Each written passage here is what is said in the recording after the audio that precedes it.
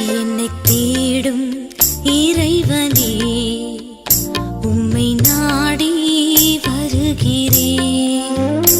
என்னை தேடும் இறைவனே, உம்மை நாடி வருகிறேன்.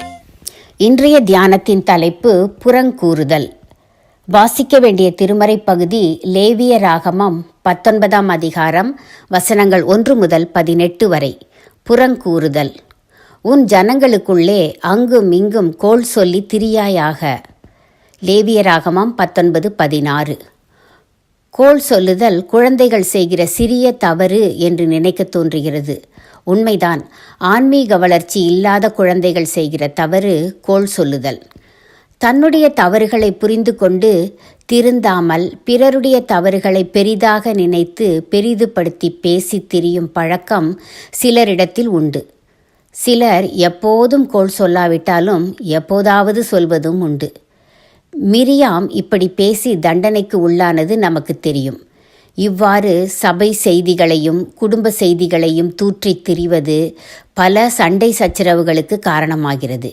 யாரை பற்றி கோள் கூறப்படுகிறதோ அவர்களுடைய உள்ளம் வெகுவாய் புண்படும். இதற்கெல்லாம் மேலாக கர்த்தர் அதை கேட்கிறார். கோள் சொல்கிறவர்கள் மீது கோபம் கொள்கிறார். இச்சிறிய பாவம் உறவுகளை எரிக்கும் பெரிய நெருப்பாகி விடுவதால் திருமறை இதை கண்டிக்கிறது. இதை செய்யாதிருக்க பிறர் குற்றங்களை காணும்போது நம் மனமாகிய குப்பை தொட்டிக்குள் போடாமல் அதை மறந்து விடுங்கள். மிகவும் நெருக்கமான ஒருவர் சொன்னால் திருந்தி விடுவார் என்றால் அவர் தனித்திருக்கும்போது மென்மையாகவும் அன்பாகவும் எடுத்துச் சொல்லுங்கள். பிறரது குற்றங்களை காணும்போதெல்லாம் அதற்காக ஜெபிக்கும் வழக்கத்தை ஏற்படுத்தி கொள்ளுங்கள். நாம் பேசும் சொற்களுக்கு கணக்கு கொடுக்க வேண்டும் என்பதை நினைவுபடுத்திக் கொள்ளுங்கள். பிறர் அவதூறு பேச வந்தால் ஞானமாய் விலகிக் கொள்ளுங்கள். எப்போதுமே வீண் பேச்சு கூடாது என்ற ஆரோக்கியமான எண்ணம் வேண்டும்.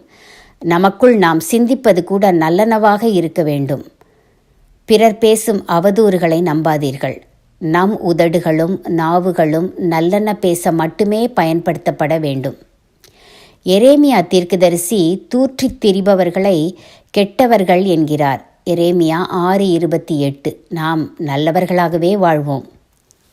கோள் செவிக்கு சுவையாயிருக்கலாம், உறவுக்கு அது கசப்பு.